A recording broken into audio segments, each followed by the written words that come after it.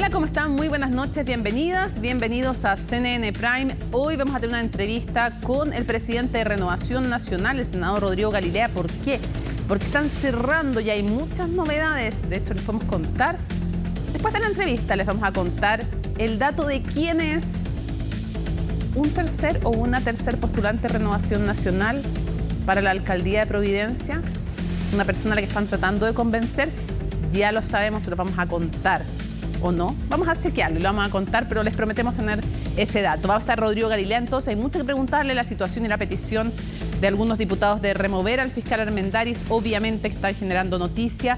También muchísima información respecto a las negociaciones municipales y evidentemente el canciller venezolano con esta idea de que no existe el Tren de Aragua, bueno, genera muchas reacciones con todo eso, con la economía y el deporte. Vamos a estar aquí en CNN Prime. Vamos con los titulares. El gobierno respondió duramente a las palabras del canciller venezolano, quien señaló que el Tren de Aragua es una ficción y que algunos videos muestran a supuestos integrantes con acento chileno. La ministra Carolina Toá calificó los dichos como un insulto, mientras que el canciller Alberto Van Klaveren apuntó a un eventual negacionismo. Hoy se realizó la primera jornada de formalización del alcalde de Rancagua, Juan Ramón Godoy, que fue imputado por cohecho, malversación de caudales públicos y fraude al fisco, ilícitos que habrían ocurrido entre 2021 y 2023. Aunque las medidas cautelares serán anunciadas mañana, la Fiscalía ya adelantó que pedirá prisión preventiva. En temas internacionales, Hamás aseguró que estudiará la última propuesta de Israel para alcanzar un alto al fuego, aunque la calificó de intransigente. Esto se da en medio de la tensión que existe en Rafah, luego de que Benjamín Netanyahu anunciara que ya hay una fecha por una nueva ofensiva en la zona. Y en el deporte sigue la participación de los equipos chilenos en la fase de grupos de la Copa Libertadores. A esta hora Colo-Colo enfrenta al actual campeón Fluminense en el Estadio Maracaná. Huachipato, en tanto, derrotó a Gremio por 2-0 en Porto Alegre. Todo esto y mucho más, aquí comienza CNN Prime.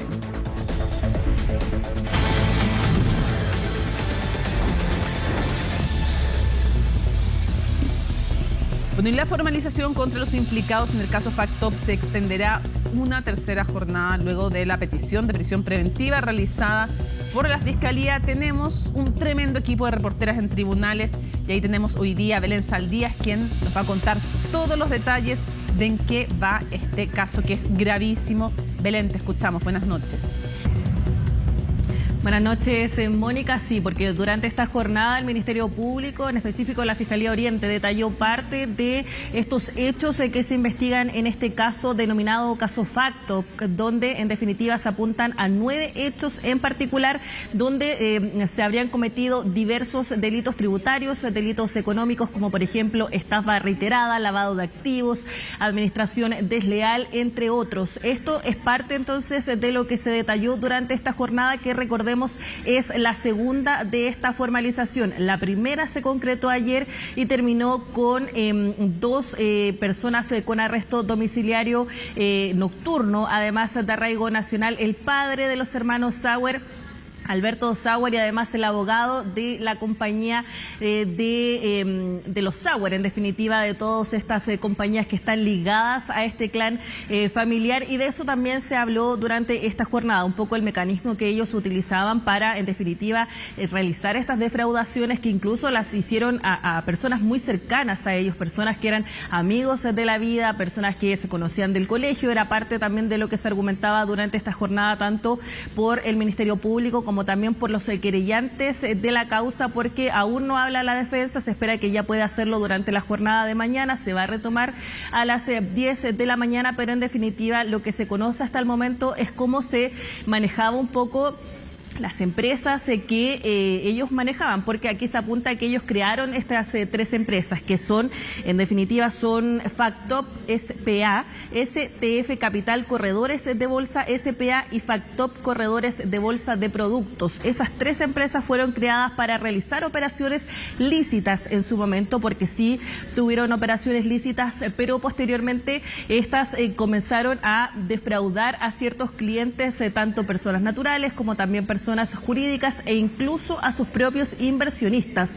Es por eso que también aquí hay varias querellas que apuntan a eso, porque ellos necesitaban también de dónde sacar dinero para poder pagar estos factoring que se realizaban. Y aquí es cuando se comienza entonces a defraudar, porque ellos apuntaban a que existía una solvencia económica por parte de estas empresas para realizar estos factoring, y es por eso que también llamaban a personas a que fueran inversores, que principalmente eran amigos de la familia, como ya lo decíamos, y también personas que eran bastante cercanas, que en muchas ocasiones eran convencidas por el padre de los Sauer, por Alberto. Es por eso que también ahí está involucrado en esta causa. Es así como ellos también le prometían, por ejemplo, una tasa de interés que era mucho más alta que el mercado, y es por eso que también aquí se apunta a que se impidió el normal funcionamiento del mercado. Esto es parte de lo que se dio a conocer durante esta jornada, ahí en la segunda ya día de formalización en este caso facto. Pasemos a escuchar parte de lo que se señaló por parte del Ministerio Público a la salida de los intervinientes de esta audiencia. Nuestro interés era formalizar la investigación, comunicar los cargos respecto a todos los imputados y también pedir medidas cautelares. Consideramos en este caso que la prisión preventiva es la única cautelar que pueda asegurar los fines del procedimiento, específicamente asegurar en este caso a la sociedad por la gravedad de los hechos y las penas asignadas a los delitos. Hay que precisar en este caso que está una investigación en curso, razón por la cual, ¿cierto?, no existe una precisión absoluta respecto de cuántos son los instrumentos falsos. Yo rescataría para estos efectos de que los números que se manejan son cifras aproximadas y que obviamente con el curso de la investigación dicha cantidad de instrumentos falsos o apócrifos pueden ir subiendo. Bueno, ahí escuchábamos al fiscal Salinas, quien se refería entonces, Sepúlveda, perdón, quien se refería entonces a esta petición que se realizó por parte del Ministerio Público, que se realizó al comienzo de esta audiencia. Se solicitó la prisión preventiva para estos 4 personas, que son Ariel y Daniel Sauer, Rodrigo Toppelberg y también Luis Flores. Son ellos 4 que aún se mantienen pendientes con sus medidas cautelares, porque ya lo decíamos, fueron 6 detenidos, los 2 otros ya recibieron o fueron notificados de sus medidas cautelares la jornada de ayer, y ellos se mantuvieron en detención transitoria en el anexo Capitán Llaver, que debería ser lo mismo para esta jornada, porque ya lo decíamos, mañana se va a retomar a las 10 de la mañana esta audiencia. Hoy se detallaron todos estos hechos por parte del Ministerio Público, qué delitos en definitiva están asociados a cada hecho, porque son 9 en total y son varios delitos, lo decíamos, económicos, tributarios, que son en carácter de reiterado algunos, y es por eso que también se apunta a la gravedad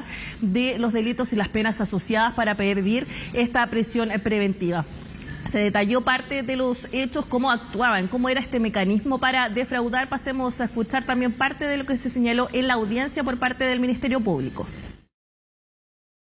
Dice, Alberto nos propuso invertir, ahí menciona, dada la amistad y confianza que existía entre nosotros, invertir en su empresa de factoring mediante la colocación de dineros para que él junto a sus hijos pudieran trabajar su empresa, y como contrapartida nosotros como familia nos ofrecía un interés asegurado del 0,5% mensual, que era conveniente y por su cuantía y periodicidad no podía producir sospecha alguna, por cuanto no estaba fuera del usual que se obtenía en operaciones fuera del mercado financiero. Los socios de Factop siempre insistían en que en cualquier momento nosotros podíamos solicitar el rescate de nuestras inversiones. Nosotros podíamos estar confiados en que mientras él, Alberto Sauer, estuviera vivo, no tendríamos problemas con nuestro dinero. Siempre dieron muestras de que todo era muy sólido, teniendo el respaldo monetario de la familia Toppelberg-Kleinkopf, en ese momento su socio, que incluso comentaban que manejaban tanto capital que podían abrir un banco inclusive.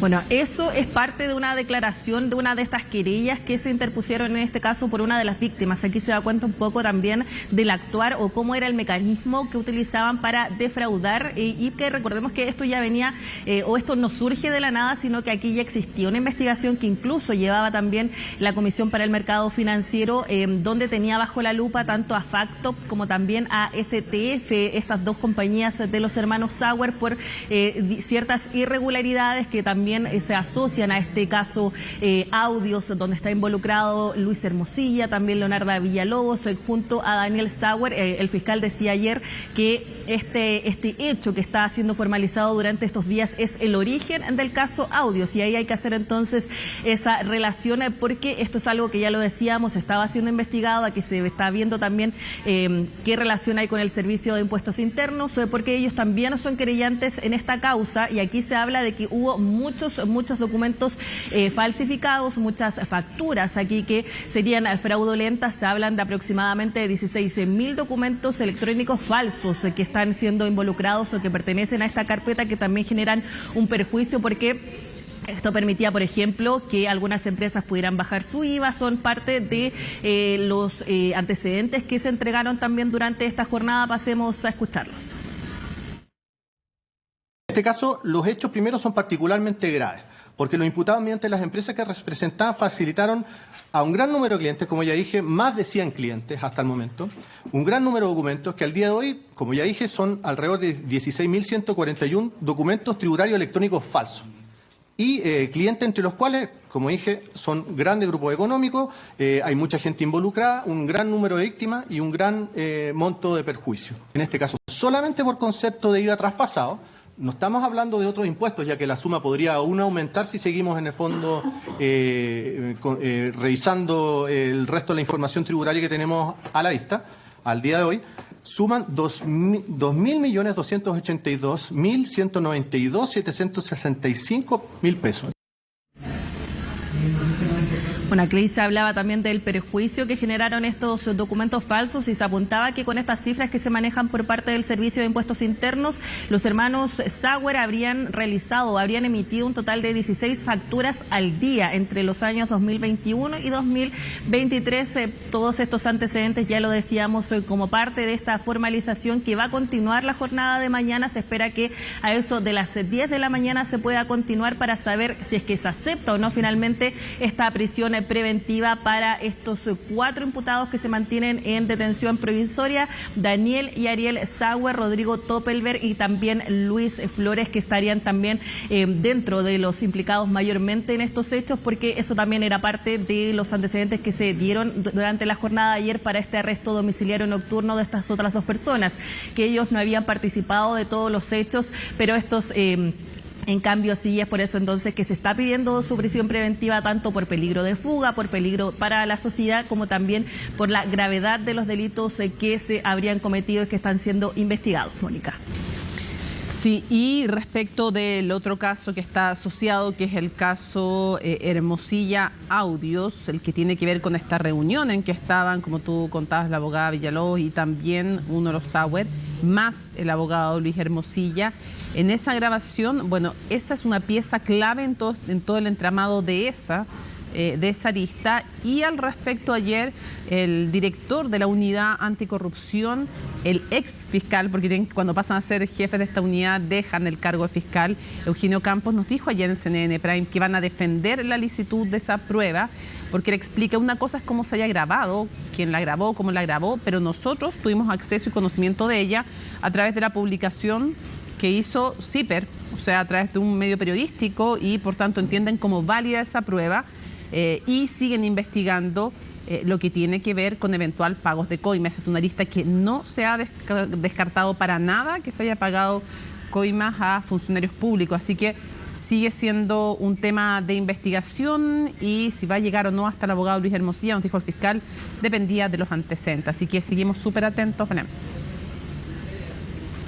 Sí, porque eso es parte, lo decíamos, es solo una arista, la que se está formalizando durante esta jornada es el origen, pero que está asociado a esto otro que también mencionábamos de este audio que se filtró, que también salió publicado en varios medios, pero que finalmente también será, como tú decías, una pieza clave en todo este caso audios, caso Factop también, que está siendo investigado por el Ministerio Público. Sí, porque creo que muy bien te lo escuché a ti, muy bien puntualizado en alguna ocasión.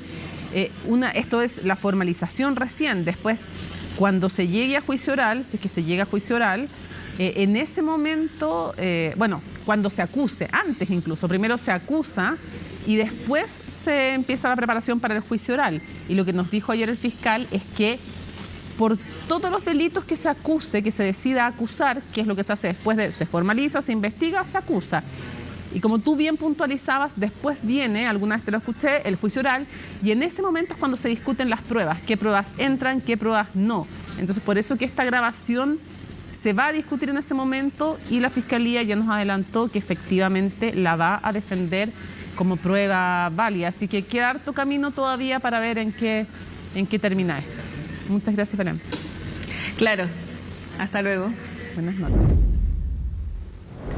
Vamos a la política y a las municipales. Chile Vamos inscribió su pacto electoral correspondiente a las elecciones municipales y de gobernaciones. Eso mientras afinan los nombres y lugares donde van a realizar primarias. El oficialismo, por el contrario, esperará hasta mañana para inscribir su pacto, quizás horas antes de que venza el plazo establecido por el CERVEL. Los detalles con Macarena Román.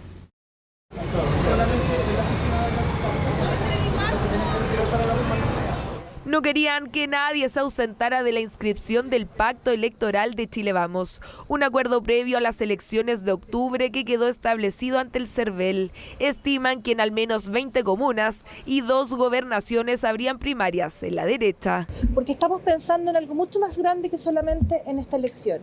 En ese sentido también lamentamos que algunos partidos de nuestro sector no se hayan sumado a este proceso democrático, porque puede ser el mejor mecanismo para definir quiénes son los mejores nombres. Críticas que fueron directamente hacia el Partido Republicano, el mismo que cuestiona la implementación de primarias de Chile Vamos en comunas, donde dicen ya tienen candidatos como colectividad. Obviamente quedan otros espacios de conversación como los pactos por omisión y esperamos que en eso todos aquellos que somos oposición tengamos la generosidad de sentarnos a la mesa y de poder evaluar cuáles son los mejores candidatos para que defiendan nuestras ideas. Si en Chile Vamos aún evalúan esos mejores candidatos, en el oficialismo la tarea se ha vuelto aún más compleja. El acuerdo del bloque más la democracia cristiana se debería cerrar este miércoles al límite de que venza el plazo establecido por el CERVEL. Mire, Chile Vamos tiene un pacto inscrito, pero la derecha va dividida. Por lo tanto, aquí no se trata de llegar primero, sino que de saber llegar. Así que nosotros vamos a llegar en el plazo legal, vamos a llegar en unidad. Pero es justamente la unidad que no ha resultado aún. Y más cuando se trata de comunas donde no se puede ir a la reelección. La DC tiene 20 alcaldías en esa situación, solo seguidos por el PPD que suma 7. Las elecciones municipales, si bien son territoriales, también son pueden ser vistas como una medición a qué es lo que está haciendo la fuerza de gobierno.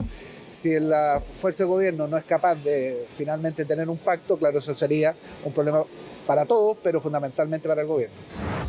La DC busca que en las comunas donde no se puede ir a la reelección se establezcan criterios de proporcionalidad, es decir, los partidos que tienen más alcaldías se queden con más candidatos en comparación a los que tienen menos. Creemos que, insisto, las comunas no le pertenecen a los partidos, le pertenecen a los vecinos y hay que crear los mejores mecanismos para que sean los vecinos los que elijan las mejores cartas para gobernar sus comunas. Creemos que el mejor criterio para destrabar todos los nudos políticos son las primarias, así es que venimos en ese ánimo y queremos participar de todas las primarias que se puedan abrir.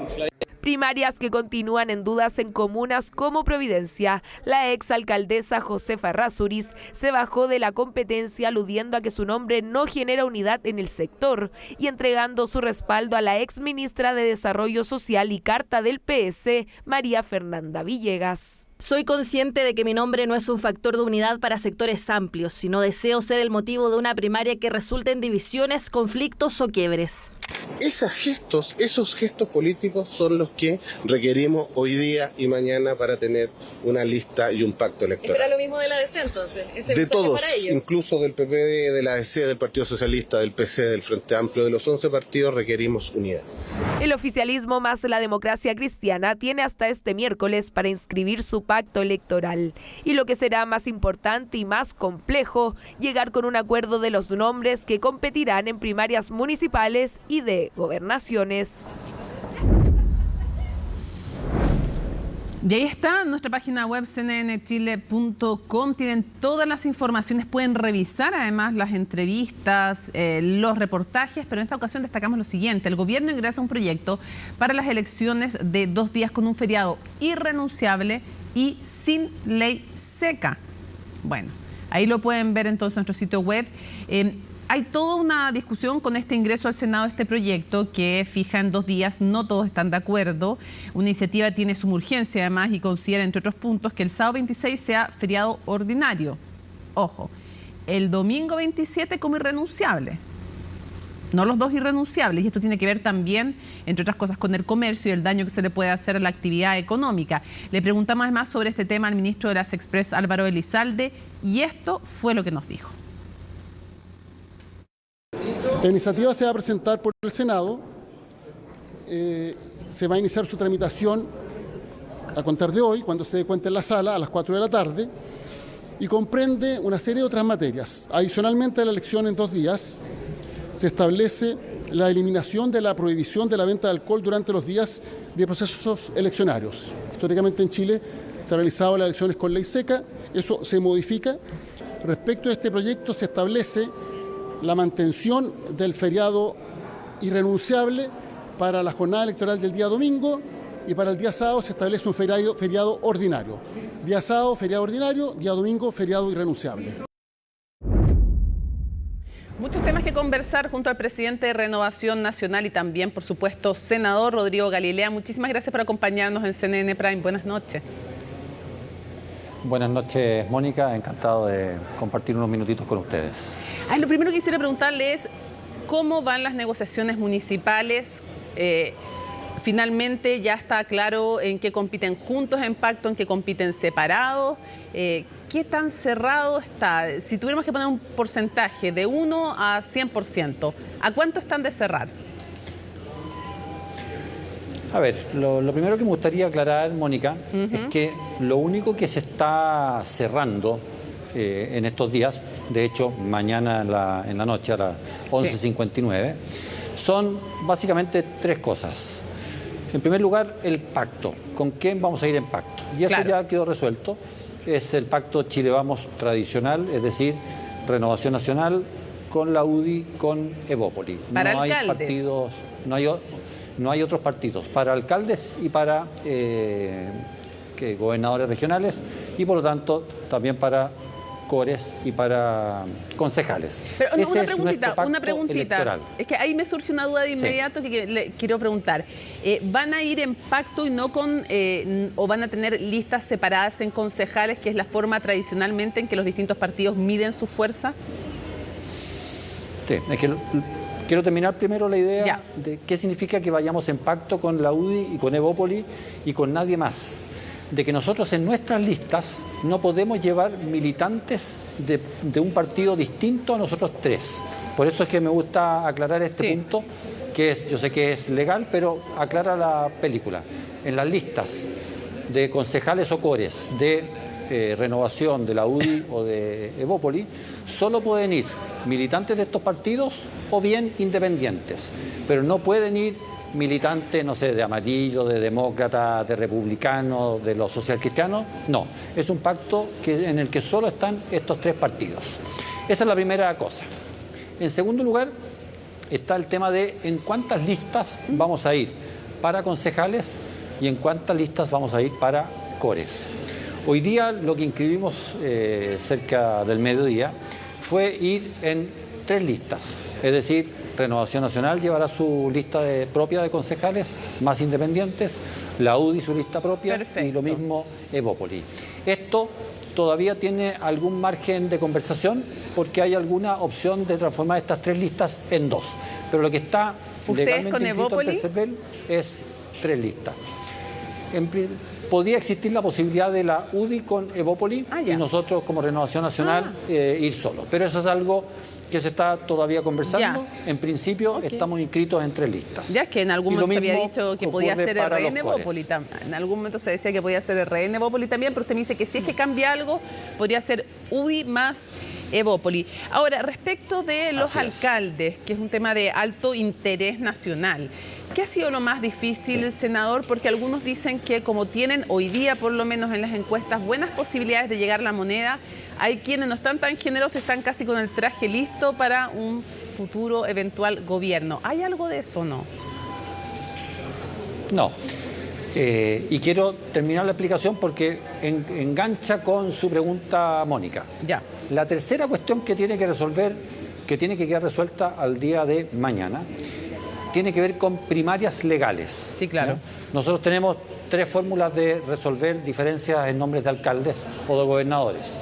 Primarias legales, que son las que quedan inscritas hasta mañana. Después pueden haber primarias convencionales en que nos ponemos de acuerdo, pero no tiene efectos legales esa primaria, sino que son solo de buena voluntad y de compromisos. Y finalmente la posibilidad de encuestas. Mañana vence el plazo para inscribir primarias legales. Y ahí hemos estado en conversaciones. Hoy día tenemos acuerdo, creo que estamos a esta hora más o menos en 20 comunas en las que hemos acordado tener primarias. Y mañana vamos a estar todo el día revisando si hay alguna otra en que se justifique o vamos a resolver esas comunas de otra manera, es decir, o con encuestas o poniéndonos de acuerdo o con primarias convencionales. Pero ha sido una conversación, yo diría, en muy buen tono con la UDI y con Evópoli y por lo tanto esperamos llegar a buenos consensos durante el día de mañana. Obvio que le vamos a preguntar de algunas primarias para ir avanzando rápidamente porque el tiempo vuela en televisión. Quiero preguntarle qué va a pasar con Amarillos y Demócratas que tienen su pacto juntos en relación con ustedes. ¿Se van a omitir en algunas comunas de alcaldes o de gobernadores? ¿Y qué va a pasar también con Republicanos? ¿Se van a omitir en algunas comunas ustedes o ellos? Lo que hemos buscado es coordinarnos con ambos partidos y también con Social Cristianos, que recordemos está inscrito y autorizado en todo el país. Lo que queremos es tener una coordinación lo más amplia posible dentro de los partidos que hoy somos opositores. Por lo tanto, nosotros estamos terminando nuestro trabajo interno, que se va a finiquitar básicamente con esto de las primarias legales. Nos hemos reunido con la secretaria general y el presidente de Republicanos, lo mismo con personeros de los Social Cristianos y lo mismo con Jimena Rincón y Andrés Llonet, respectivamente de Amarillos y Demócratas.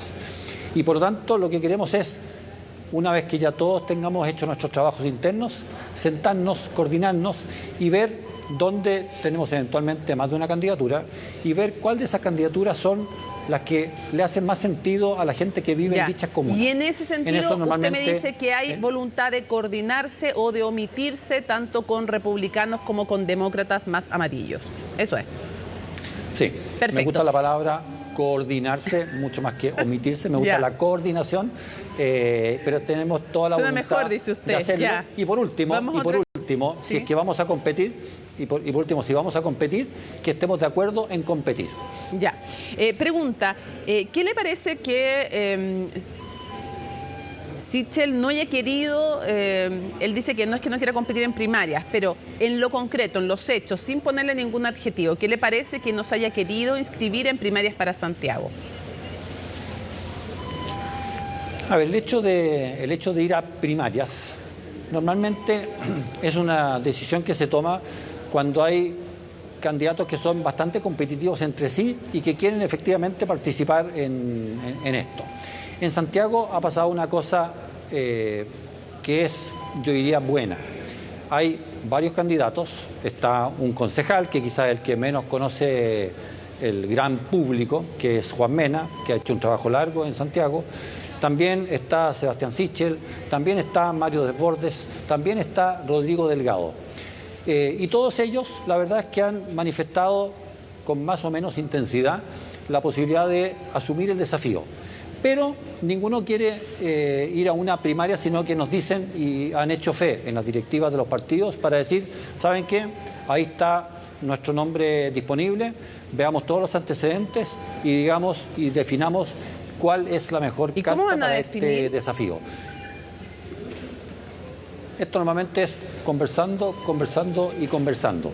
Y a veces ocurre de que algunos de esos nombres surge la posibilidad de presentarlo como son nombres muy conocidos y que gozan de prestigio ante la ciudadanía. Pueden ser en otras comunas o pueden ser en gobernaciones. Ya, o sea, hay acuerdo de los partidos entonces en que no se defina en primarias y ninguno quiere ir a primarias, no es solo que sea Sebastián Sichel, sino que ninguno quiere ir a primaria, prefiere que resuelvan los partidos. Entiendo. Quiero preguntarle, ¿le van a competir a Jaime Belolio en Providencia y con cuál de los dos monkey verdes de Renovación Nacional, Cristian o Nicolás? A ver, hemos conversado con ambos, con Cristian y con Nicolás. Ya. En principio, ellos están interesados. Hay otro nombre más que no puedo mencionar públicamente todavía, pero que es un muy buen nombre. De aquí no sale, senador. ¿Quién? De aquí no, yo sé que de aquí no sale, pero me tienen prohibido comentarlo. Pero en principio ellos nos han señalado, al igual que Sebastián Sichel, Mario Desbordes, en fin, de decir, preferimos un mecanismo distinto que primarias legales, así que están nuestros nombres disponibles, conversen entre los partidos y elijan lo que mejor convenga. Pero Belolio está dispuesto a ir a primaria. Vamos para Providencia. Belolio sí está dispuesto a ir a primaria. Jaime Belolio sí, por eso. Pero en Jaime Renovación Belolio, sí, Nacional. de hecho, entiendo que se inscribió. Ya, pero a mí perdón, me han transmitido para que yo entienda bien. De Renovación Nacional que prefieren eso, conversarlo. Ya, Nicolás Monkever y Cristian Monkever son desde Renovación Nacional los que no quieren ir a primarias, prefiere que lo decían los partidos. Eso es. Así es. Y hay otro nombre más guardado. ¿Hombre o mujer? Para otro día, Mónica. ¿Hombre o mujer? No voy a identificar ni siquiera el género. ¿De Renovación Nacional? De Renovación Nacional. Ya, pues ¿cómo no me va a decir? Qué mal. Hoy no, mañana sí.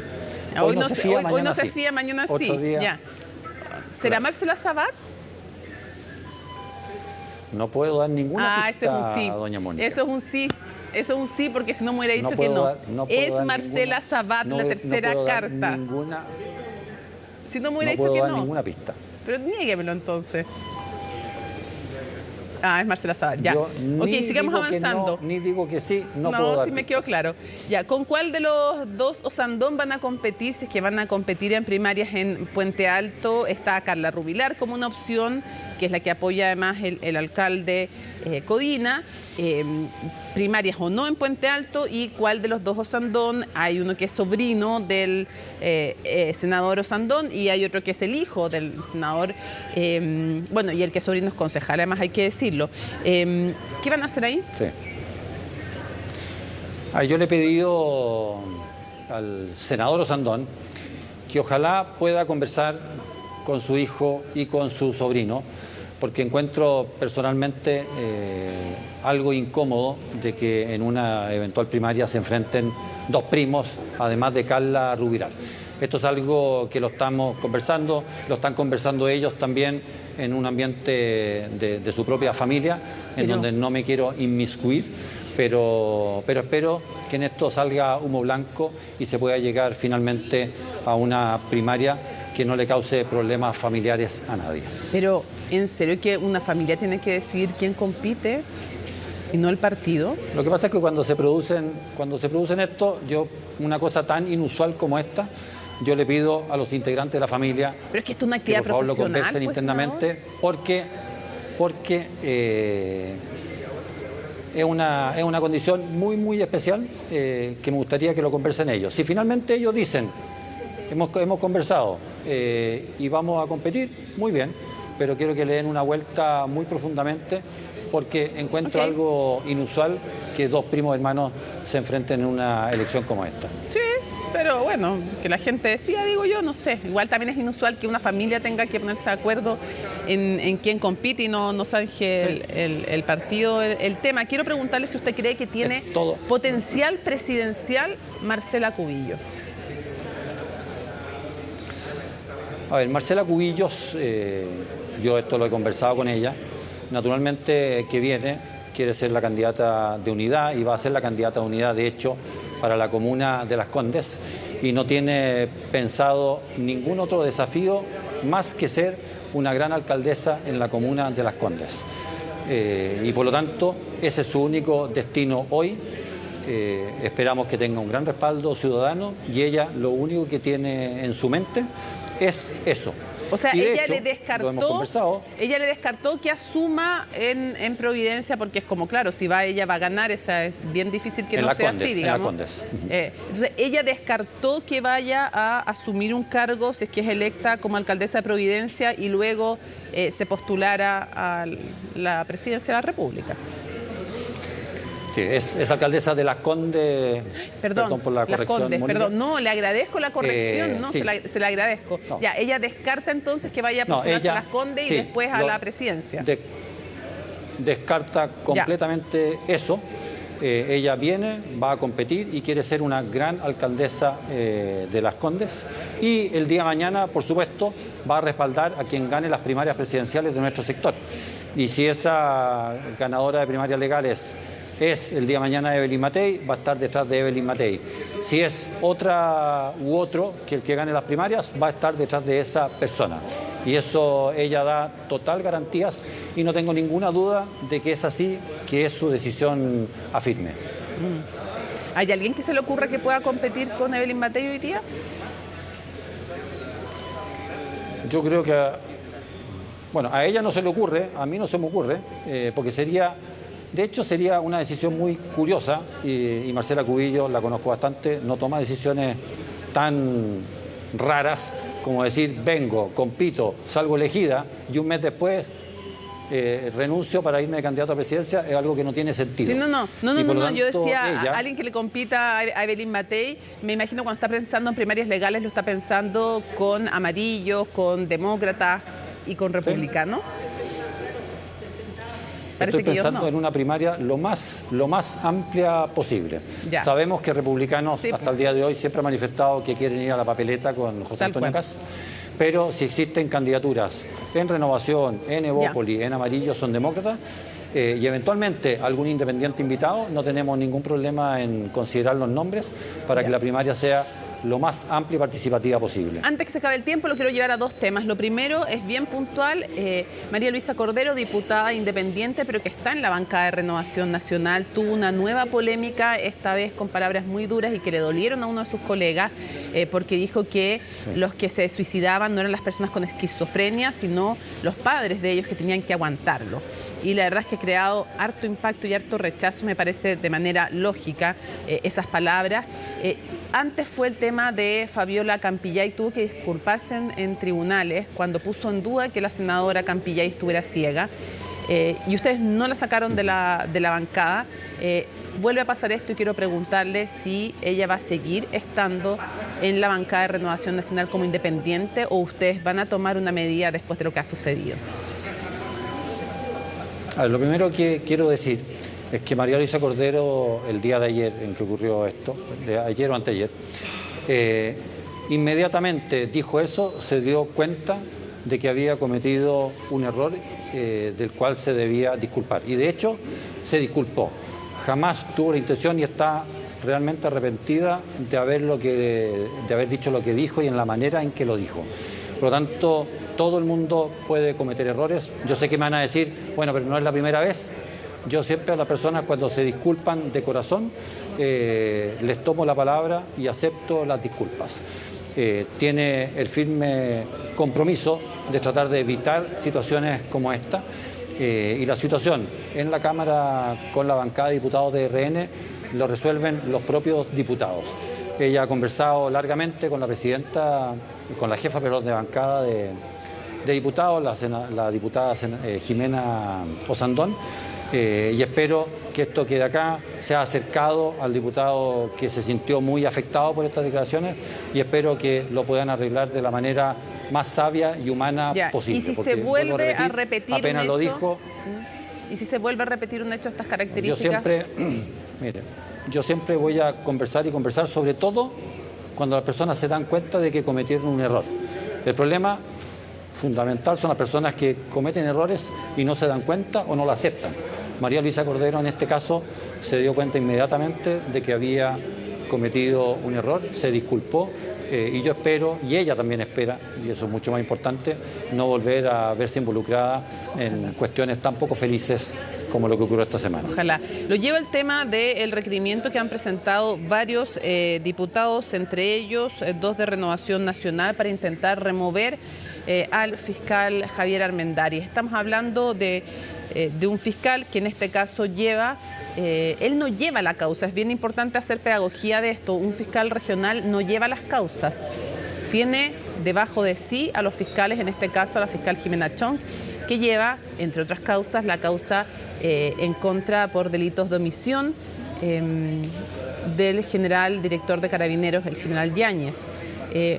¿Esta es una iniciativa del partido? Y si no es una iniciativa del partido, ¿es una iniciativa que usted respalde como presidente de Renovación Nacional?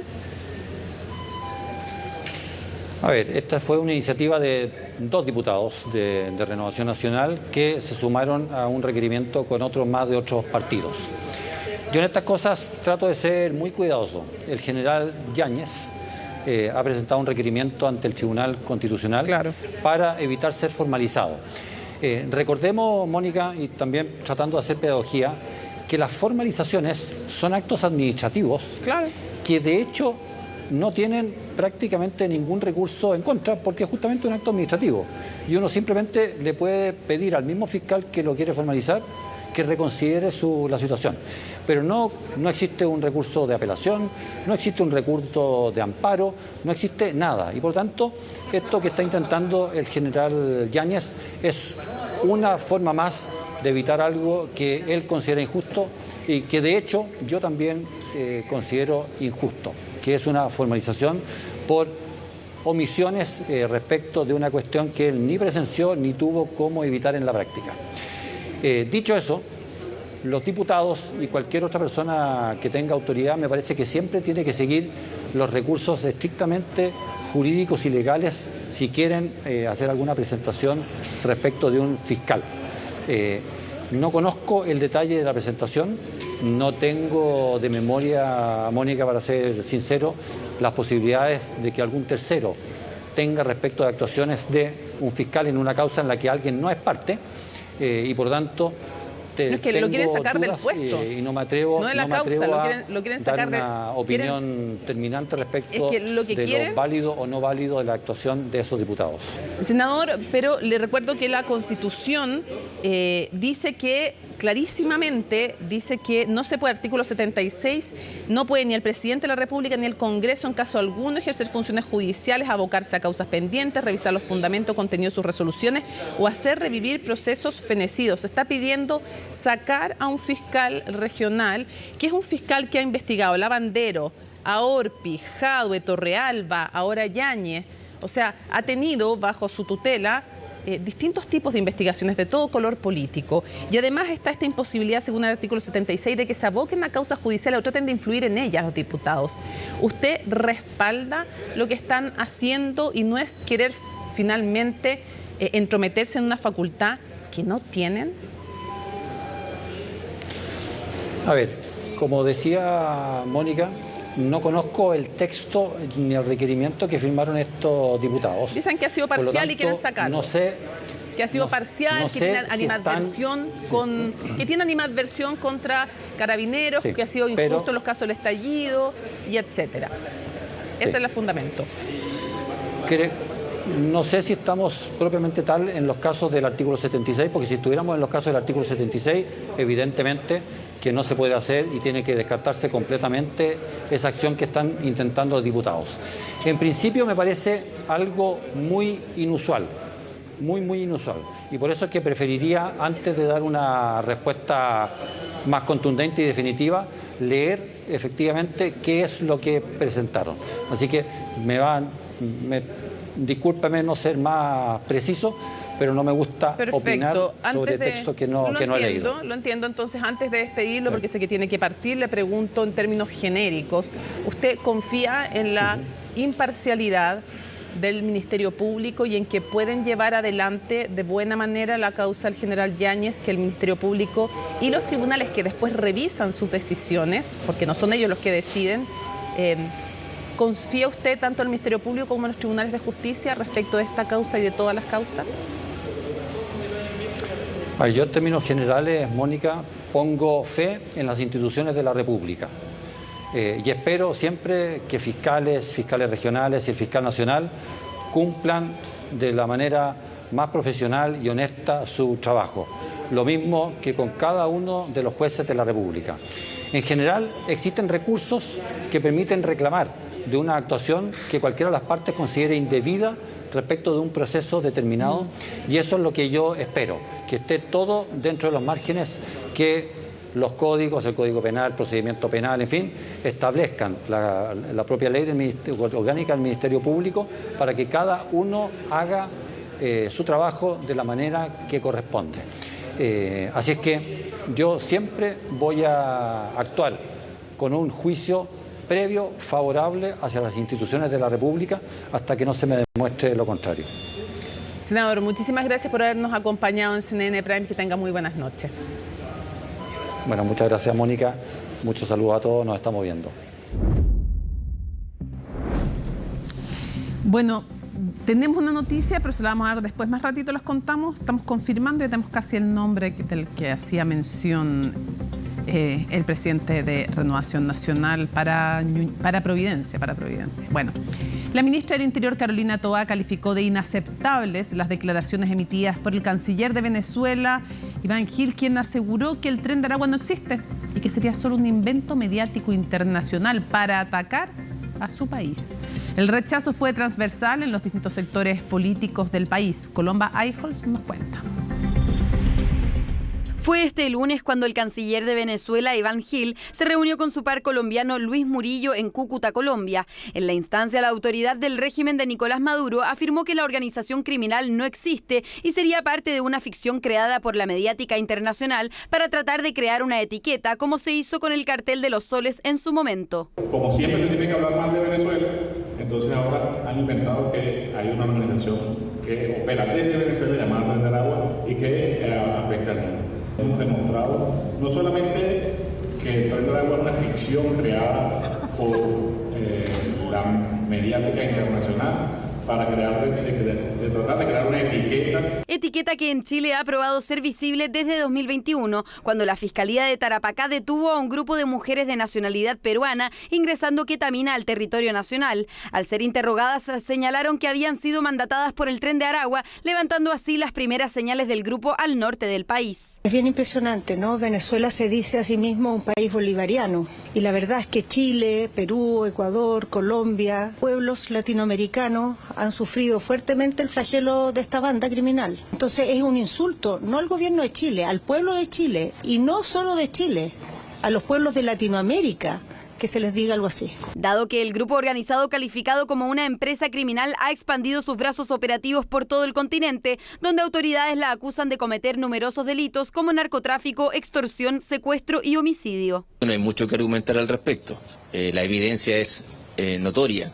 Se han desarrollado procesos investigativos meticulosos, de larga data, con evidencia científica, con georreferenciación, con evidencia tangible. Evidencia respaldada por un extenso número de testimonios de víctimas de la organización criminal que instaló su centro de operaciones en el Cerro Chuño de Arica, bautizado como la Casa de Torturas, donde la Policía de Investigaciones ha acudido en más de una ocasión para lograr detenciones. Desconocer la existencia del Tren de Aragua me parece que es una fantasía de un régimen dictatorial. Es como decir que en Venezuela no hay dictadura a estas alturas. Empezar a tomarle darle seriedad a declaraciones de un canciller de Venezuela me parece a esta altura ya que es inverosímil. El gobierno de Chile ha hecho una respuesta que ha sido sobria y que da cuenta de un dato de la causa que vive la realidad chilena y todas las distintas comunidades. Abrir un debate cuando las policías tienen que coordinarse, cooperarse, enfrentar de conjunto una batalla que es continental, creo que debilita y que desconcentra el foco. Foco que se ha dispuesto para desbaratar al Tren de Aragua, que recientemente habría estado detrás del secuestro y homicidio del teniente en retiro Ronald Ojeda, según antecedentes del Ministerio Público, y habría instalado residencias de cautiverio para personas secuestradas en la región metropolitana. Sin embargo, para el canciller Iván Gil, las indagatorias que presumen vinculación de delitos con la banda criminal no cambiarían su parecer, y así lo hizo ver en sus redes sociales respondiendo a la declaración de Alberto Van Claveren. Sorprenden las declaraciones del canciller Gil. Es inaceptable el negacionismo respecto a los impactos del crimen transnacional organizado en Chile y la región. El diálogo y las acciones concretas son necesarias para avanzar en la erradicación de la violencia y delincuencia. El combate al flagelo de la delincuencia no puede apoyarse en la creación de una narrativa falsa. Bien sabe Chile que se han creado etiquetas de bandas criminales con el único fin de enlodar el gentilicio venezolano y a su gobierno. El presidente Nicolás Maduro ha manifestado toda su voluntad de apoyarles, colocando a disposición todos los avances de nuestro modelo exitoso cuando así lo requiera el gobierno chileno. El canciller de Venezuela, el canciller Gil, desconoce la realidad. Sabemos que hay un grupo que se llama el Tren de Aragua que está funcionando en diversos lugares, es un grupo de delincuencia transnacional y obviamente entiendo que el canciller venezolano quiera desconocerlo porque además sabemos que hay ciertos nexos de grupos afines al gobierno venezolano con este grupo de crimen organizado internacional. Crimen organizado internacional que se ha intentado erradicar a partir de diversos mecanismos, uno de ellos el convenio de colaboración en materia de seguridad que suscribieron en enero pasado Chile y Venezuela, el cual aún no se encuentra activo, pero ya ha generado cuestionamientos por su legalidad. Los dichos del canciller de Venezuela, sosteniendo que el Tren de Aragua no existe, son tan poco creíbles como pensar que Venezuela es una democracia o pensar que el famoso convenio firmado por el subsecretario Monsalve fue gratis, a cambio de nada. Lo que viene a ser el símil del subsecretario del Interior venezolano firmó un documento y ese documento él manifestaba de manera muy clara su voluntad de trabajar de manera conjunta para luchar contra las organizaciones criminales de carácter transnacional y reconocía que las organizaciones criminales de carácter transnacional eran una amenaza para los países. Sin embargo, para el canciller del país bolivariano, el Tren de Aragua no aportaría en la comisión de los delitos, dado que sería inexistente y por ende eventualmente podría comprometer el convenio en materia de seguridad entre los países y en la entrega de antecedentes de bandas criminales. Seguimos avanzando entonces en otras informaciones aquí en CNN Prime. Les contamos que la segunda sala del Tribunal Constitucional acogió a trámite el requerimiento del general director Ricardo Yáñez, quien pidió, además de suspender las causas en su contra por su eventual responsabilidad de mando es responsabilidad de mando de omisión por las violaciones a los derechos humanos en el estallido social. Sin embargo, rechazó paralizar su formalización fijada para el 7 de mayo, mientras que parlamentarios solicitaron a la Corte Suprema remover al fiscal, que es el fiscal regional metropolitano Oriente, Javier Armendáriz. La nota es de Estefanía Bustamante. A primera vista, una buena noticia asomaba para el general Ricardo Yáñez cuando se admitió su requerimiento para suspender la formalización en su contra por una causa del estallido social.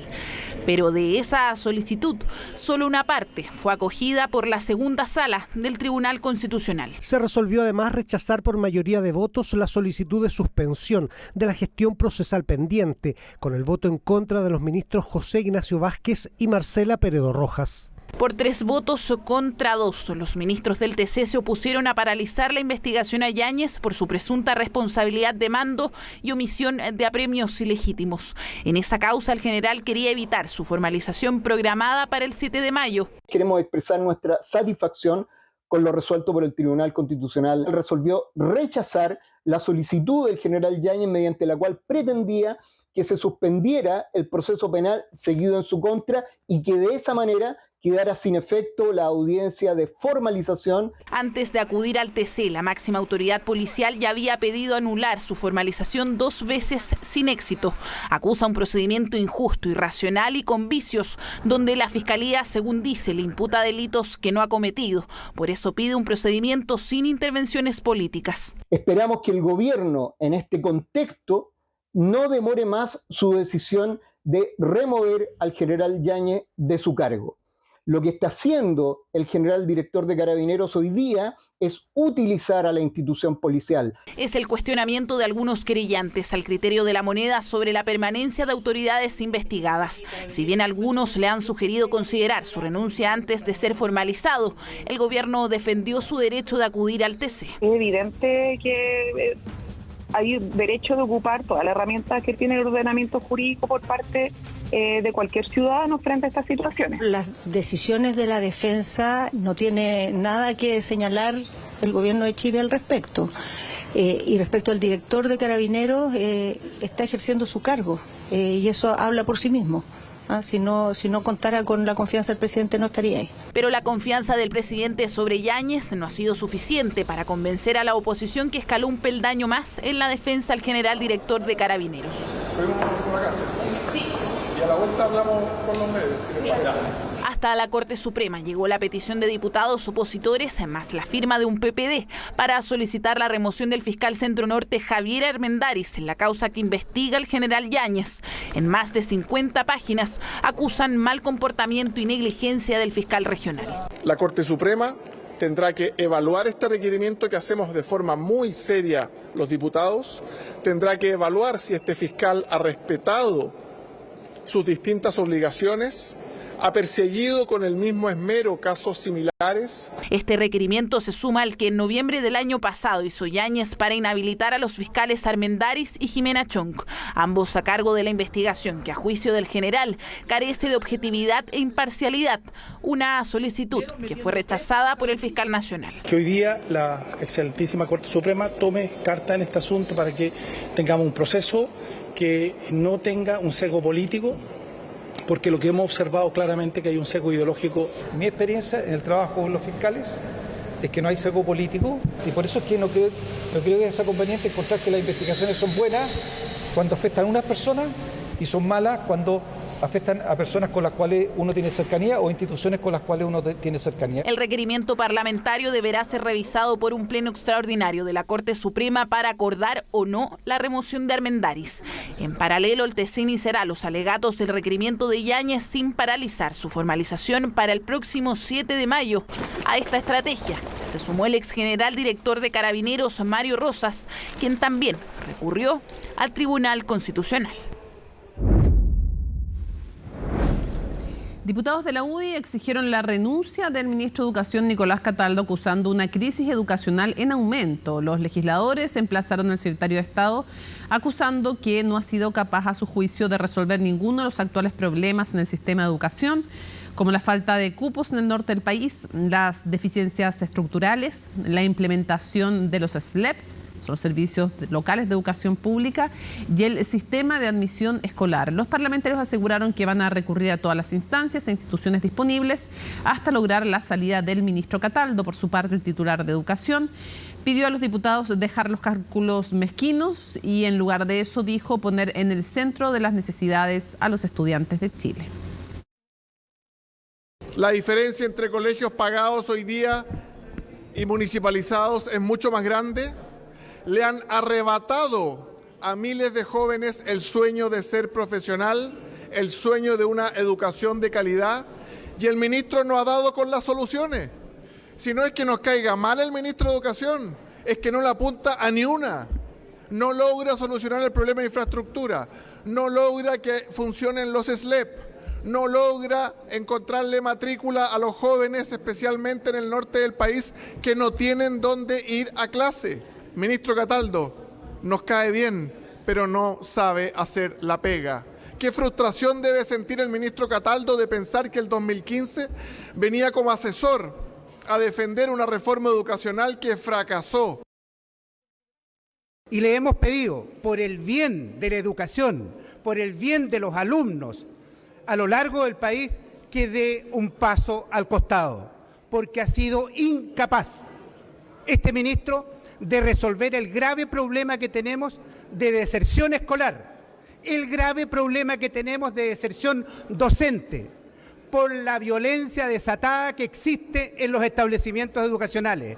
Ha sido un ministro incapaz de dar una solución real y definitiva a los graves problemas que tenemos de infraestructura en los establecimientos educacionales.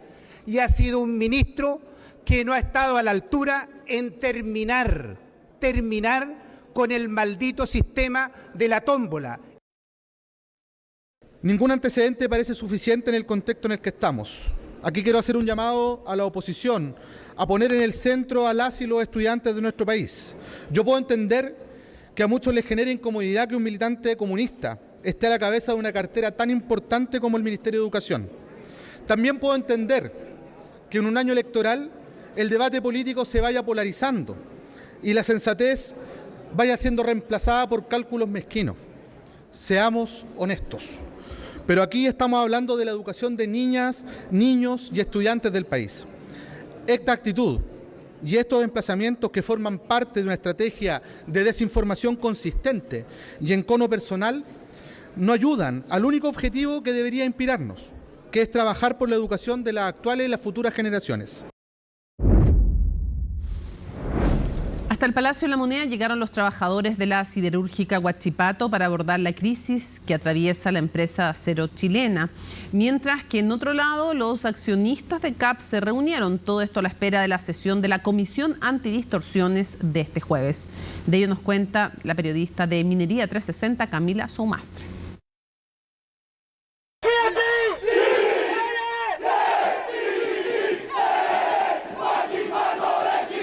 Hasta el frontis de la Moneda llegaron cientos de trabajadores y trabajadoras de la siderúrgica Huachipato con el fin de pedir una nueva salvaguardia frente a su eventual cierre. Esperamos que los ministros y el presidente se la jueguen por Huachipato.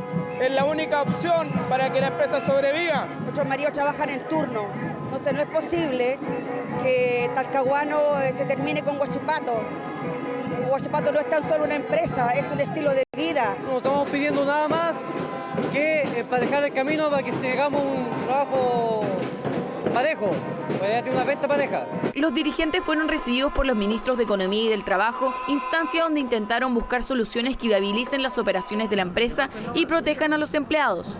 Las empresas han hecho parte de su labor, que es justamente presentar los distintos antecedentes, y por otro lado nosotros como gobierno hemos cumplido en que se revise esto con la mayor celeridad posible, porque entendemos que más allá de que uno no pueda, por supuesto, anticipar resultados, sí puede actuar de la forma más rápida posible. Mientras más días transcurren también, evidentemente los contratos, ¿cierto?, pueden ir algunos de ellos cerrándose, y si hay buenas noticias, esperamos que por el contrario esto genere una mayor expectativa, ¿cierto?, y apertura para que la empresa pueda de una forma más sustentable mantenerse en el tiempo. Ya las cosas están en el punto en el que están y nuestro rol es acompañar a los trabajadores de la empresa para intentar buscar alguna salida. Los trabajadores aseguraron estar esperanzados de cara a la sesión de la Comisión Antidistorsiones de este jueves, momento en el que analizarán los recursos de reposición presentados por la compañía chilena Molycop, en la que se exigen mayores sobretasas arancelarias para el acero chino.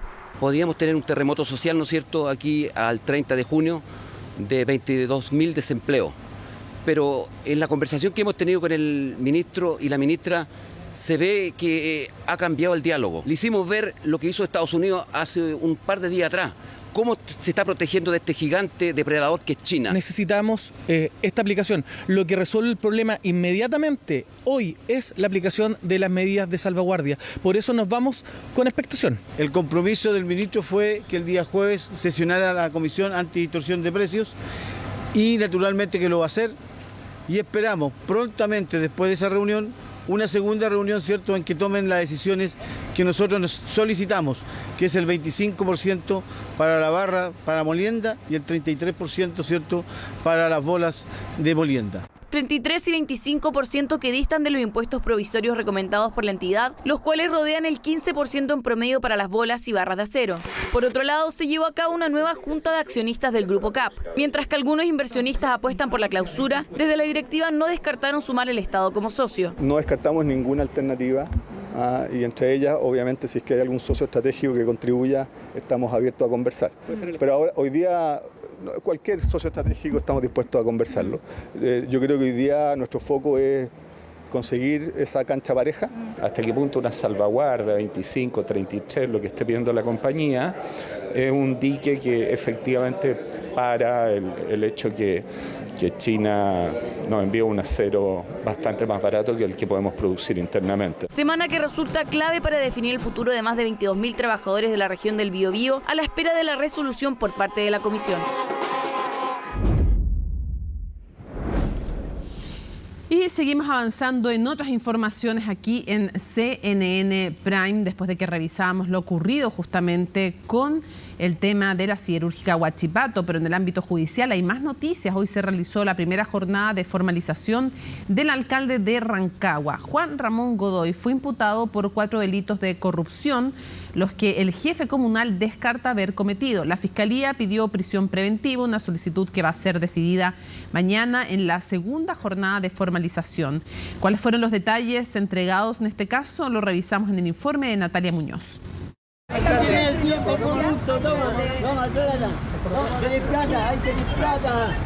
Un complejo momento enfrentó el alcalde de Rancagua, Juan Ramón Godoy, antes de ingresar al juzgado de garantía para ser formalizado por delitos de corrupción.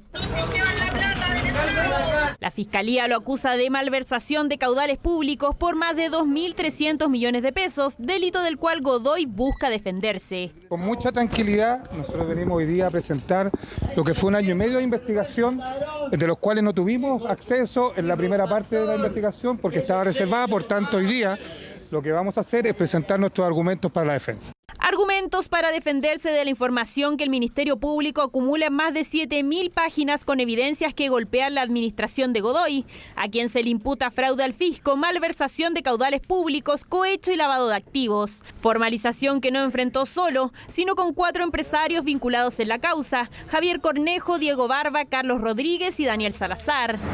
Tiene guardado el RUT y la clave de acceso al portal web del Banco Itaú del imputado Cornejo.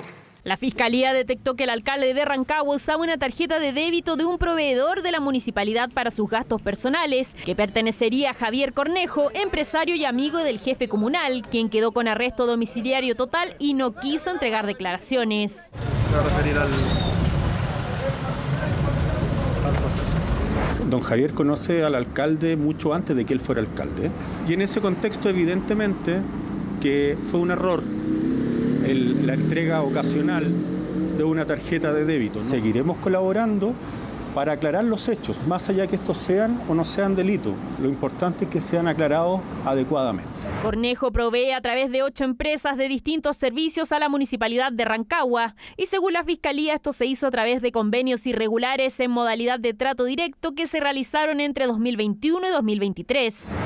Me dijo, abro comillas, vos quédate tranquilo perrito, cierro comillas. Conversación a través de WhatsApp entre Godoy y Cornejo. En marzo del año pasado se le incautó el celular al alcalde y se decomisó un monto de casi 6 millones de pesos que mantenía en efectivo en su domicilio. En el mismo operativo se encontró la suma de 1.200.000 pesos en su despacho municipal. El empresario Daniel Salazar, quien fuera asesor del alcalde, quedó con arresto domiciliario parcial. Su hermano también facturó a la municipalidad a través de su empresa. Por más de 9 horas donde se han expuesto pruebas, fotografías y una serie de documentos que estarían probando nuestra línea argumentativa, lo que significaría que da respaldo a nuestra tesis de que esto debe ser mediante una prisión preventiva. O sea, siempre aportan y siempre ratifican que nuestras denuncias jamás han sido ataques políticos. Uno habría esperado que fuera un poco antes, pero nunca es tarde de hacerse parte de las causas que se le están imputando al alcalde Juan Ramón Godoy. Fortalecen nuestra postura y esperamos que en esta formalización se puedan tomar las máximas medidas porque encontramos que el alcalde es un peligro para la comuna y para el municipio de Rancagua.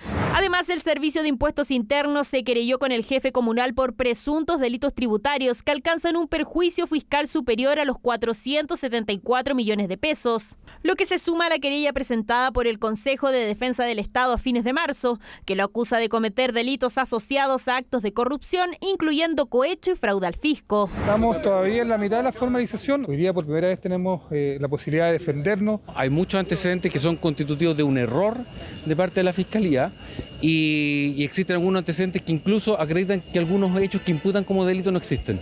Entonces eso es lo que vamos a exponer mañana. La audiencia de formalización continuará este miércoles. El Ministerio Público aseguró que los plazos de investigación no serán menos de 7 meses. Se solicita prisión preventiva para el alcalde de Rancagua y para los empresarios Barba y Rodríguez. Y atención con lo siguiente porque la expareja del diputado republicano Cristóbal Urriticoechea confesó haber utilizado las tarjetas del Congreso para cargar combustible. Esto era lo que ya sabíamos, pero ahora en CIPER Chile le hacen una entrevista porque no ha sido citada, dice ella, la Fiscalía. ¿Qué es lo que ocurre? Que este uso indebido de fondos públicos habría sucedido mientras ambos fueron pareja y se habría extendido hasta el año 2022 cuando CIPER, recordemos, publicó una investigación sobre las cargas irregulares de combustible entre los legisladores cuyo ranking era liderado justamente por el parlamentario republicano con 38 recargas. En su defensa, ¿qué dice en esta entrevista que publica CIPER Chile? La expareja de Urriticoechea dijo que él le había asegurado que reembolsaba dichos gastos, lo cual no habría sido efectivo. De hecho, no fue efectivo. No sabemos si le dijo o no le dijo eso, porque después entrevistado por CIPER, el diputado dice que nunca le dijo eso a su ahora expareja. Ella dice que sí. Lo que sí sabemos es que no se devolvieron los fondos. De hecho, ninguno de los diputados que aparecían en el reportaje 2022, según da cuenta CIPER ahora, porque le pregunta a la Secretaría Miguel Landeros, el secretario de la Cámara de Diputadas y Diputados, y él dice que nadie de ningún color político ha devuelto los fondos cuestionados. Y en lo concreto es cierto que la Fiscalía abrió una causa por esta situación, pero la verdad es que no ha tenido mayores avances. CNN Chile contactó al diputado para obtener su versión, sin embargo dijo que no podía referirse al tema. Lo que sí sabemos lo que le contesta CIPER, y es que dice está en manos de la Fiscalía, dice que nunca le dijo eso a su expareja, ella dice que sí, esto de devolver el dinero, de comprometerse a devolver el dinero, dice que además no le había entregado el auto, o sea, los vales de benzina, con la tarjeta de benzina con fines personales. Ella afirma que sí. Ahora, si no trabaja para él, porque no puede trabajar por él siendo familiar en la Cámara de Diputadas y Diputados, no se entiende cómo esta tarjeta sería usada por alguien que no está trabajando y sí para fines de trabajo del diputado. En fin.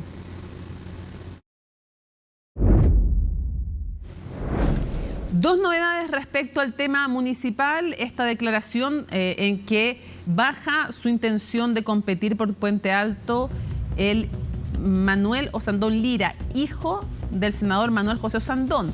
Recordemos que él está apoyando a su sobrino, al primo de Manuel Osandón Lira. Entonces, por medio de la presente, les comento a ustedes mi decisión de no continuar en la carrera por la alcaldía de Puente Alto. Las razones son varias, pero principalmente en las condiciones actuales no poseo el tiempo requerido para enfrentar una campaña de primarias como corresponde, teniendo un contacto directo con los vecinos y vecinas de Puente Alto. Por su parte, con esta decisión quiero aportar a la unidad del sector y de mi familia con miras a destrabar un posible conflicto y para de esta forma aportar un grano de arena en la designación de un candidato único de Chile Vamos, deseando siempre lo mejor para Puente Alto, firma Manuel Osandón Lira. A ver, ¿cómo queda la cosa entonces? Carla Rubilar, que es apoyada por el actual alcalde Germán Codina, entonces competiría contra el sobrino de Manuel José Osandón. Él sí seguiría en carrera e irían entonces a primarias. Así es como se resolvería el tema de Puente Alto a través de primarias, y de esos dos candidatos saldrían finalmente quien representa a Chile Vamos. Ahí están las dos posibilidades. Y lo otro importante también contarles es que, claro, Felipe Osandón, que es concejal y que es además sobrino de Manuel José Osandón, entonces se enfrentaría a Carla Rubilar. Información entonces de este momento respecto de Chile Vamos y las negociaciones municipales. Lo otro es que tenemos también un antecedente que averiguamos en exclusiva. ¿Se acuerdan que hace poquito, hace unos momentos, conversamos con el presidente de Renovación Nacional y él nos dijo que para Providencia, para enfrentar unas eventuales primarias, en que estaría dispuesto a competir justamente Jaime Belolio por la UDI, que cuenta con las simpatías a lo menos de la alcaldesa Evelyn Matei. Bueno, se han dicho dos nombres, Cristian Monkever, y también se ha dicho que podría ser los dos Monkever, básicamente Nicolás Monkever y Cristian Monkever, son uno sobrino del otro. Ya, ¿qué pasa ahí? Nos dijo en la entrevista hace algunos minutos, el presidente de Renovación Nacional, Rodrigo Galilea, nos dijo, mira, hay otro nombre. No nos quiso decir quién era, pero averiguamos quién es la otra posibilidad de Renovación Nacional después de reportear con distintas fuentes, es Marcela Sabat. Marcela Sabat efectivamente es, pero yo cambiaría esa apreciación que estamos haciendo porque la verdad es que nos acaba de llegar un aviso que hasta ahora ella se niega. Así que no podría competir por Providencia porque ella ya le ha dicho que no, según nos cuentan fuentes de Renovación Nacional. Así es que le habrían pedido competir por Providencia. Le pidieron competir por Providencia, pero según nos comentan fuentes de Renovación Nacional, hasta ahora su respuesta ha sido que no. Y también nos cuentan que le van a preguntar mañana de nuevo. ¿Qué va a decir? Eso es lo que no sabemos. Pero ya les conseguimos por lo menos el tercer nombre de posibles cartas que está barajando Renovación Nacional. Lo que sí nos dicen es que al menos entre los dos Monkever, Nicolás y Cristian, ninguno de los dos quiere ir a primarias y prefieren que sea el partido Renovación Nacional en conjunto con la UDI el que decida lo que ocurra finalmente ahí en Providencia. Pero sí les podemos confirmar que Marcela Sabat es el tercer nombre que estaban mirando y que ella hasta ahora les ha dicho no. Vamos a ver si cambia de opinión mañana. Ya. Vamos a cambiar completamente de tema, pero le estamos informando las últimas novedades que nos enteramos en los temas políticos. El Tribunal Europeo de Derechos Humanos emitió un fallo histórico al condenar a Suiza debido a la falta de acciones para combatir el calentamiento global. La condena, que surgió tras la denuncia de una asociación de mujeres mayores, es el primer fallo de este tipo que le hace finalmente sentido o que hace responsable a un Estado. ¿De qué se trata todo esto? La nota es del periodista Francisco Verdejo. Los estados tienen el deber de adoptar, aplicar y poner en práctica de forma efectiva normativas y medidas capaces de mitigar los efectos actuales y los efectos futuros potencialmente irreversibles del cambio climático.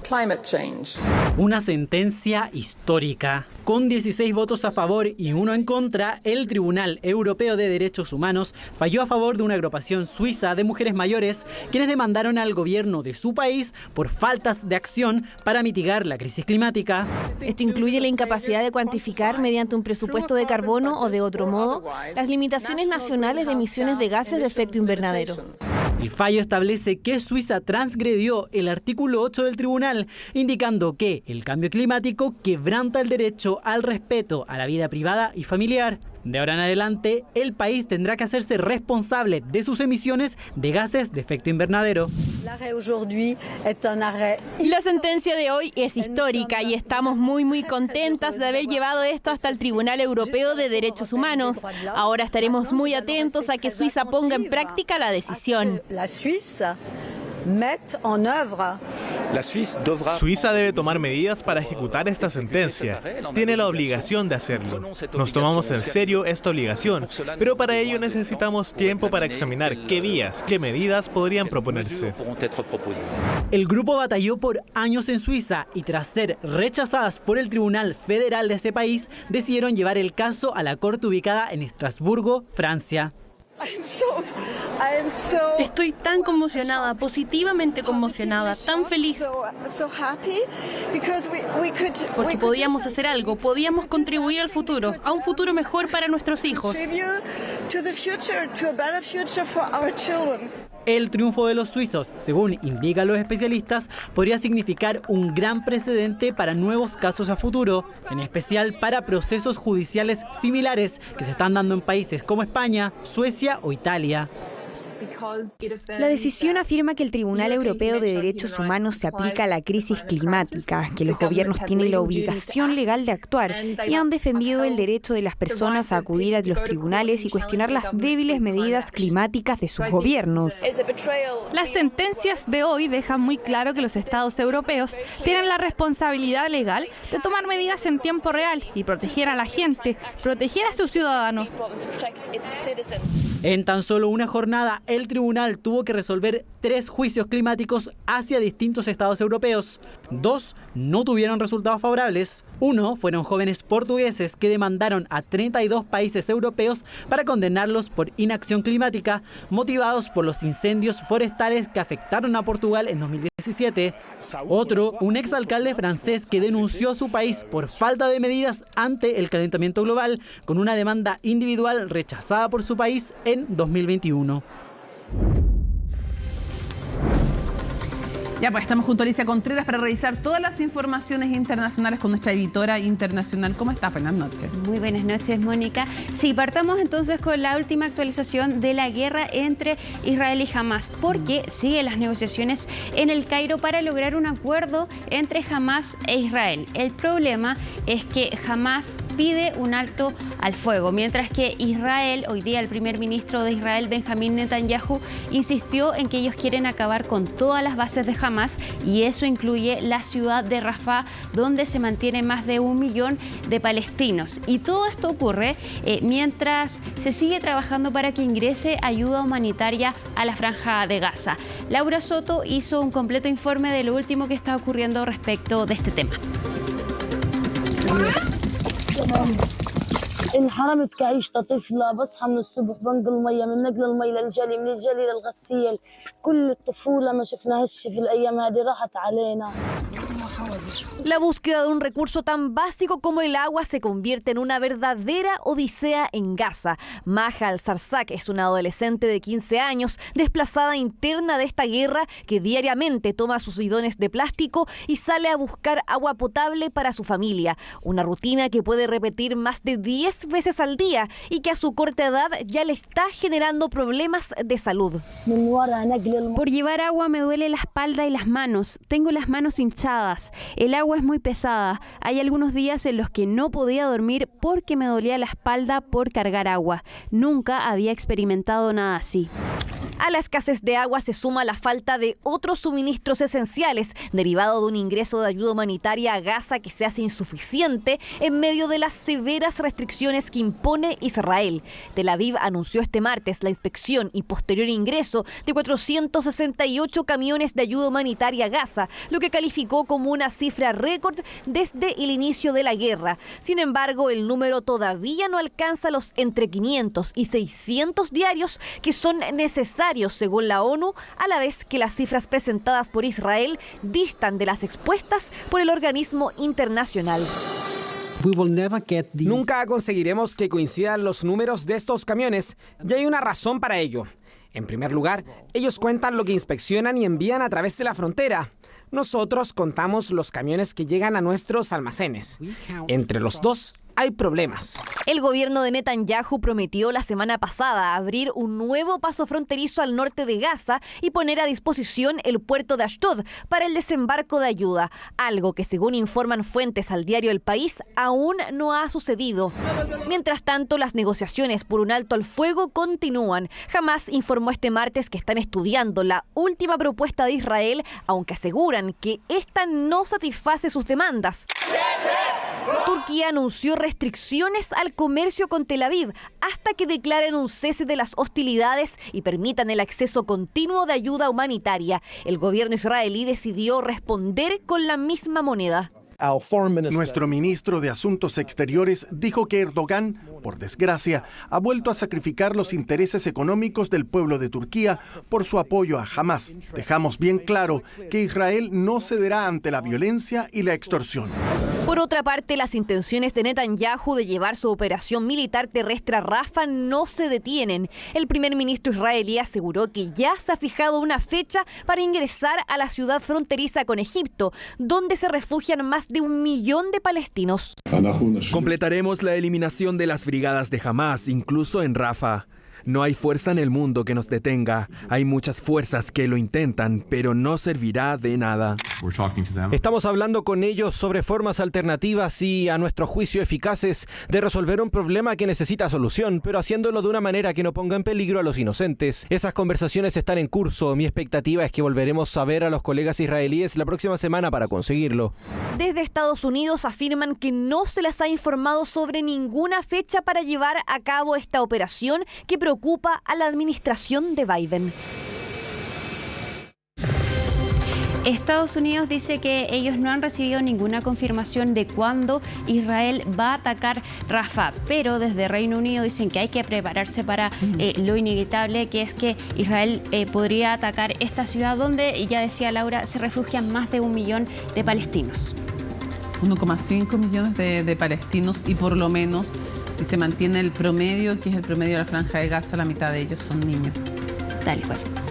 Avanzamos de tema porque en Estados Unidos también se registró una decisión bastante importante. La Corte Suprema de Arizona decidió que se puede aplicar una ley que data desde 1864 que prohíbe el aborto en todos los casos, excepto cuando esté en peligro de vida la madre. Esta ley, que es calificada de draconiana por los demócratas, data desde 1864 e incluye también sentencias de 2 a 5 años de cárcel para quienes realicen abortos. Esta es una normativa que hace que Arizona entonces se sume a más de una veintena de estados en Estados Unidos que han prohibido o limitado el aborto después de la anulación del fallo fallo de Roe versus Wade que ayer lo comentábamos.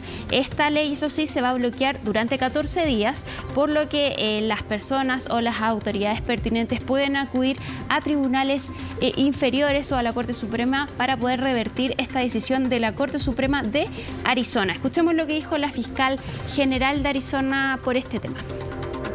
This is not over from a legal standpoint, okay?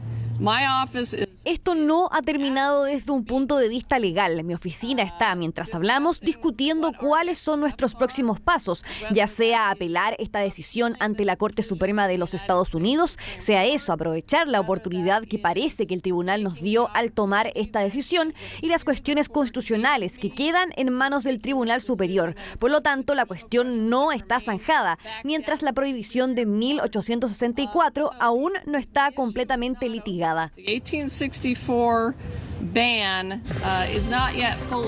Ahora el gobierno de Joe Biden claramente se mostró en contra de esta decisión y la vicepresidenta Kamala Harris anunció que va a viajar a Arizona para apoyar a las mujeres de ese estado tras esta decisión de la Corte Suprema de Arizona. Claro, es que eso es un sistema de Estados Unidos, un sistema federal, y por lo tanto hay cortes supremas en cada uno de los estados y tiene distintos tipos de jurisprudencia. Estados más conservadores, estados más liberales, y mientras, claro, se echó abajo, lo decíamos ayer, este dictamen de la Corte Nacional Suprema, la Corte Suprema Nacional, que a falta de una ley nacional era la que, o a falta de una mención en la Constitución, en realidad es la que daba el amparo para que se tuviera que respetar con distintas regulaciones, pero el aborto en general.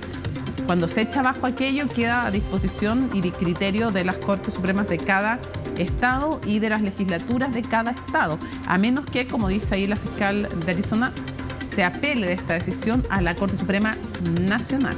Exacto. Este es otro ejemplo de lo que puede ocurrir después de la anulación de este fallo. Esta ley, lo recordamos, se bloquea por 14 días, entonces se puede apelar a esta decisión. Claro. Y pasamos a otro tema, a Argentina, con declaraciones de Javier Milei que siempre hacen noticia. Hace unos días Javier Milei viajó a Tierra del Fuego, donde anunció que se va a crear una base naval junto a Estados Unidos. Ahí el objetivo de Javier Milei es recuperar lo que él dice, las Islas Malvinas. Pero hoy día, en una entrevista, se refirió a esto, dijo que este fue un acto de soberanía que también podía avalar un reclamo sobre la Antártica. Escuchemos lo que dijo Javier Milei. Mira, lo del otro día fue el mayor acto de soberanía de los últimos 40 años. Porque al hacer una base militar en la Antártida, discúlpame, en Ushuaia, nos avala el reclamo sobre la Antártida. ¿Y Ushuaia es la capital de qué? ¿Y Tierra del Fuego? ¿Y qué más? ¿Islas Malvinas? Claro, Georgia, Sandwich del Sur y todo el espectro marítimo. Dale. Fue el acto de mayor soberanía que se hizo en los últimos 40 años. Es el primer paso para empezar a pensar la recuperación de Malvinas. Dale. Esto dijo Javier Milei, dice que va a ser un proceso largo porque es un proceso por vías diplomáticas, pero la Cancillería chilena se refirió a esto rápidamente porque sabemos que hay una disputa por la plataforma continental antártica entre Chile y Argentina que data hace muchos años. Claro, porque vienen las 200 millas, viene la parte de pesca exclusiva, primero la parte de pesca exclusiva, después viene las 200 millas y después la proyección de la plataforma continental, hasta dónde llega y si incluye o no el territorio antártico, la proyección que se hace de aquello, es una disputa entre Argentina y Chile. Pero si nosotros viéramos el mapa que nosotros hacemos de la Antártica, entre comillas, chilena, y el mapa que hacen los argentinos de la Antártica, entre comillas, argentina, se superponen en varios grados. Sí. No es el mismo, pero es muy parecido. Entonces, ¿cuál es el punto? El punto es que el Tratado Antártico, del que somos parte nosotros, los argentinos, Inglaterra, bueno, si superponemos lo que reclaman los británicos, también es bien parecido. Sí. Entonces, este Tratado Antártico que han firmado todos estos países, lo que dicen es que suspenden sus reclamaciones de soberanía. Por lo tanto, lo correcto, que se espanten algunos, es que la Antártica no es de nadie. Hay reclamos de soberanía presentados, pero están suspendidos en función del Tratado Antártico, que no es solo que diga esto, también dice, por ejemplo, que no se puede dejar basura en el continente antártico, no hay armas, hay solamente unas pocas armas que tienen que ver para defensa respecto, no sé, de algún hecho puntual en que se requiere, pero no hay armas, no pueden haber armas en la Antártica y no las hay bases militares y no hay armas. Es bien curioso. Y otra serie de cosas, por ejemplo, obliga a la cooperación científica. Sí. Entre otras cosas del Tratado Antártico, que es una forma, se ha dicho, mira cómo sería el mundo si nos rigiera un tipo de tratado así. Entonces, claro, pero tiene razón Javier Milei que estratégicamente tener base, y por eso también tiene sentido para Chile tenerla y para otros, en el continente o en las Islas Rey Jorge, que es donde tiene la única pista de aterrizaje es chilena, está en la Isla Rey Jorge. Tiene sentido porque tú proyectas a futuro cuando se, no sé, ponga en cuestión el tratado, cuando se empieza a ver qué se hace con la Antártica. Los usos también de alguna manera influyen en cómo después se toman los derechos, si son derechos adquiridos o no, empieza toda una discusión, pero tener un lugar ahí, de alguna manera te da algún paso. No es como que llegue un país que no tenía ninguna relación, entonces sí, es estratégico lo que está haciendo Javier Milei, es estratégico. Y fue justamente lo que tú dices, lo que señaló la Cancillería, que hay que recordar que estamos por este tratado antártico, pero sí señalaron que apuntan a las declaraciones de Javier Milei y dicen que él señala las Maldivas e infieren con eso que él también está claro en que la puerta al continente es Punta Arenas. Es decir, que acá uno le tiene que decir, me parece muy bien de parte de la Cancillería chilena también. Ahora, nosotros tenemos la ventaja, tenemos la pista de aterrizaje. Esto es en la Isla Rey Jorge, que no es continente antártico, sino que es territorio antártico, pero previo. Y después tenemos Villa O'Higgins también en el continente antártico. Y en la Isla Rey Jorge está la base también, por ejemplo, rusa. Está la base rusa, está la base china, hay una base china también en la Isla Rey Jorge. Bueno, en el continente hay varias más, pero es bien interesante cómo sea la convivencia entre todas y entre todos. Cuando uno está allá, realmente es otro planeta. Hay que ver entonces si estas declaraciones... Pero es estratégico, yo lo encuentro que desde el punto de vista argentino sí, tiene razón. Tiene sentido. Claro, es un acto pensando en la soberanía futuro, lógico. Exacto. Si tú no haces y no inviertes en eso, después pretender tener reclamo es muy difícil. Hay que ver entonces si este debate se aviva o queda así como está. Y pasamos entonces a la última noticia que tenemos para finalizar este bloque. Queremos terminarlo con la imagen del rey Carlos recibiendo los billetes con su cara. Ay, qué raro es eso. ¿Cómo será verse a sí mismo en un billete? A partir del 5 de junio van a comenzar a circular los billetes de 5, 10, 50 libras en este proceso de transición del reinado de Isabel al de Carlos. Ya se han porque cambiado. los otros billetes... Va a ser un proceso gradual. ¿Después desaparecen? En la medida que se dejen de ocupar van a empezar a circular ambos billetes hasta que eventualmente los que sale la imagen de la reina Isabel dejan de circular. Por eso va a ser un tiempo más bien largo. ¿De cuánto es? ¿De 50?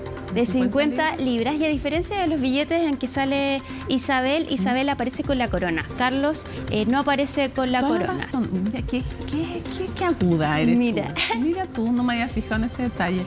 Y este también... Así como, ¿por qué? Fue una foto que tomaron hace ya algunos años. Con más cercanía. Quizás se ve más joven también. Ya que eres mala persona. Bueno, y también este acto es importante porque últimamente no se ha visto mucho al rey en actividades públicas después de su diagnóstico de cáncer, pero sí aparecen estos actos privados. Entonces, últimamente llama la atención cuando el rey Carlos aparece en estos actos.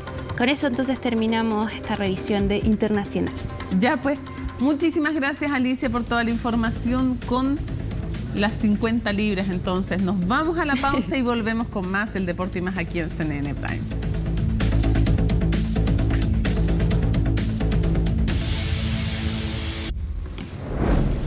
Termina CNN Prime, pero es día martes, así es que es momento de Futuro 360 después de CNN Tiempo y a continuación Fernando Paulsen con Última Mirada, así que quedan en estupenda compañía. Martes 9 de abril, así estuvo nuestro país y el mundo. Somos CNN Chile. Buenas noches.